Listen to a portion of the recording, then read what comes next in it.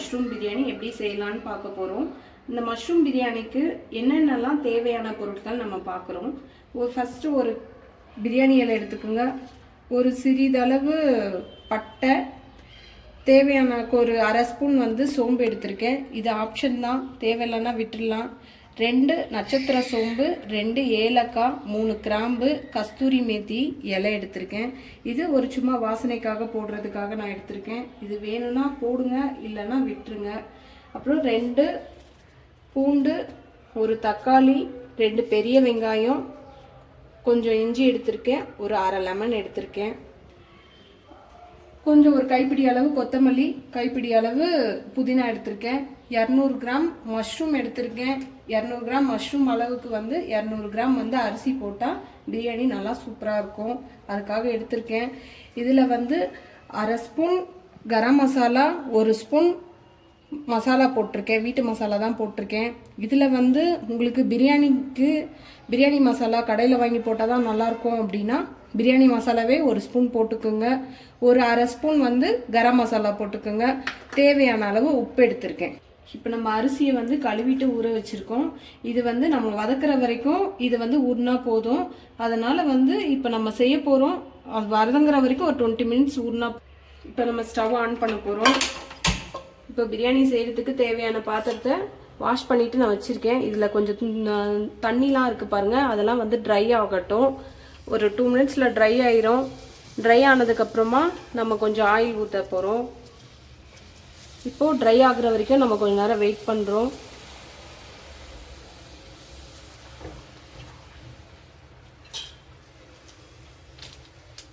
இப்போது ட்ரை ஆயிடுச்சு. ட்ரை ஆனதுக்கப்புறம் இப்போது கொஞ்சம் அளவு பார்த்துக்குங்க.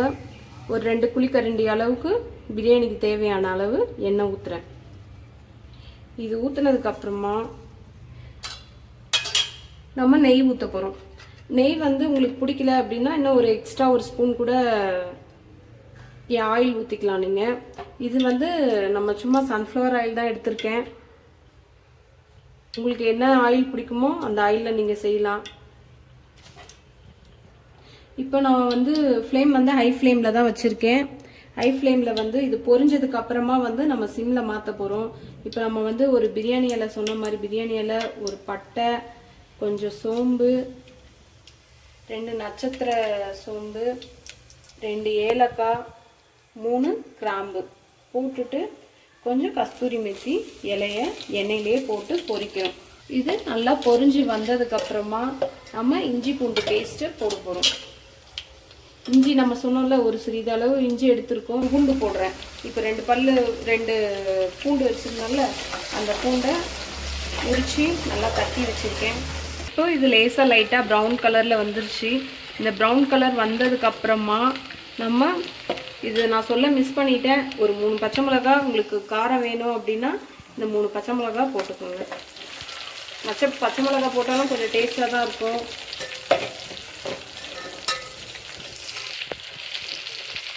இதையும் எண்ணெயில் போட்டு நல்லா ஃப்ரை பண்ணிக்கோங்க. ஃப்ரை பண்ணிவிட்டு இப்போது நம்ம வெங்காயம் போட போகிறோம். வெங்காயமும் நல்லா பொன்னிறமாக வர்ற வரைக்கும் வதங்கணும். இது ஒரு 5 மினிட்ஸ் ஆகும் பொன்னிறமாக ஆகுறதுக்கு. இப்போ நம்ம ஹை ஃப்ளேமில் தான் வச்சுருக்கோம். வதங்கினதுக்கப்புறமா கொஞ்சம் மீடியம் ஃப்ளேமில் மாற்றிக்கலாம். இப்போ நமக்கு வெங்காயம் வந்து பொன்னிறமாக வதங்கிருச்சு. இப்போ நம்ம என்ன போட போகிறோம் அப்படின்னா, மஷ்ரூம் வந்து கட் பண்ணி வச்சுருக்கோம். நல்லா பொடுசாக கட் பண்ணி வச்சுருக்கோம் பாருங்கள். இந்த அளவுக்கு பொடுசாக கட் பண்ணி வச்சிங்கன்னா கொஞ்சம் பிரியாணி சாப்பிட்றதுக்கும் நல்லாயிருக்கும், மஷ்ரூம் சாப்பிட்றதுக்கு. அதனால் பொடுசாக கட் பண்ணி வச்சுருக்கேன். இதை வந்து எண்ணெயில் போட்டு வதக்கினா தான் நல்லாயிருக்கும். அதனால் இப்போ நான் ஃபஸ்ட்டு எண்ணெயில் போட்டு இதை வதக்கிட்டு அதுக்கப்புறமா தான் நான் தக்காளி போடுவேன். இது எண்ணெயிலே வதங்கினா அது ஒரு டேஸ்ட் கிடைக்கும். இது நம்ம எண்ணெயில் வதங்கும் போது கொஞ்சம் தண்ணி விடும். அந்த தண்ணிலாம் வந்து லேசாக வச்சுனதுக்கப்புறமா நம்ம வந்து புதினா மல்லி இலை போட்டு இதோடு சேர்த்து வதக்கிட்டு அதுக்கப்புறமா நம்ம தக்காளி போடுவோம். ஸோ மஷ்ரூம் நல்லா வதங்கிடுச்சு. வதங்கினதுக்கப்புறமா நம்ம புதினா போட போகிறோம். புதினா நமக்கு ஒரு கைப்பிடி அளவு வச்சுருக்கோம்ல, அதை போடுறோம்.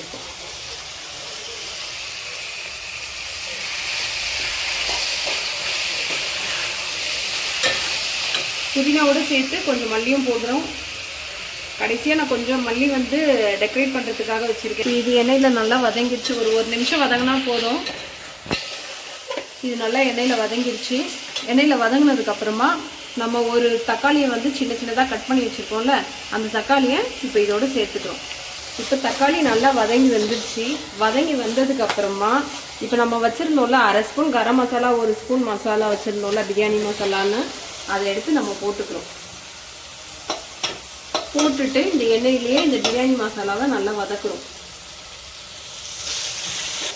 இது அடி பிடிக்காமல் இருக்கிறதுக்காக நம்ம வந்து இப்போ சிம்மில் வச்சுக்கிறோம் ஃப்ளேமை.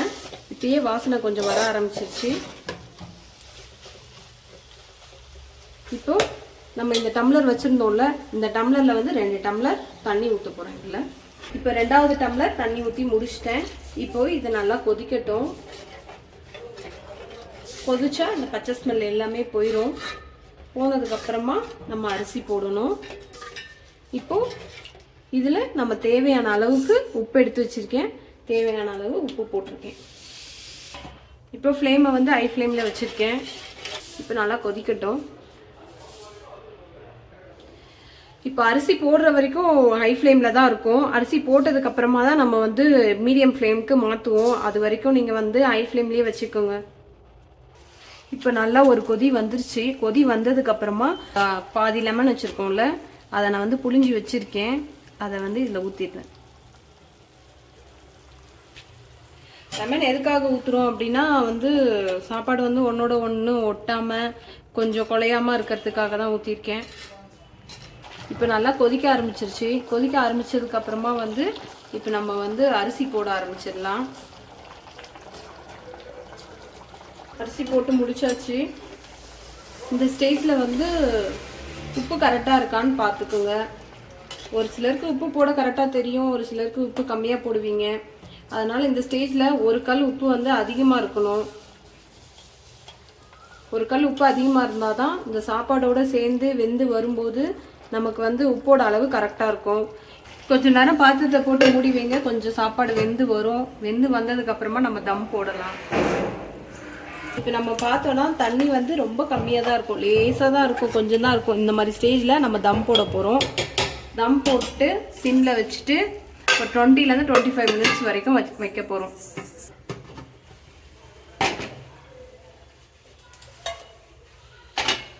இதை நம்ம வந்து ஹீட் பண்ணிவிட்டு ஒரு 2 மினிட்ஸ் வந்து ஹை ஃப்ளேமில் வச்சு ஹீட் பண்ண போகிறோம்.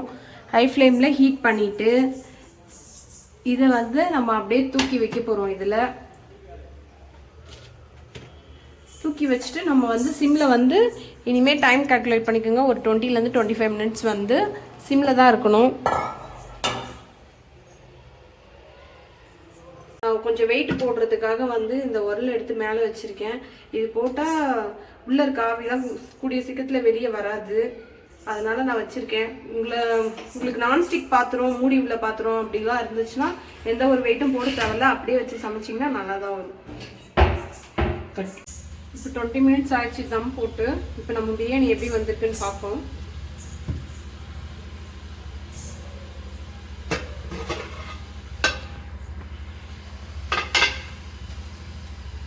பிரியாணி இப்போ நல்லா வெந்து வந்திருக்கு பாருங்கள்.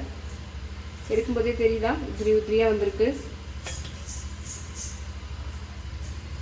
எடுத்து பார்ப்போம் சாப்பாடு வெந்திருக்கான்னு பாருங்கள். நல்லா வெந்துருச்சு.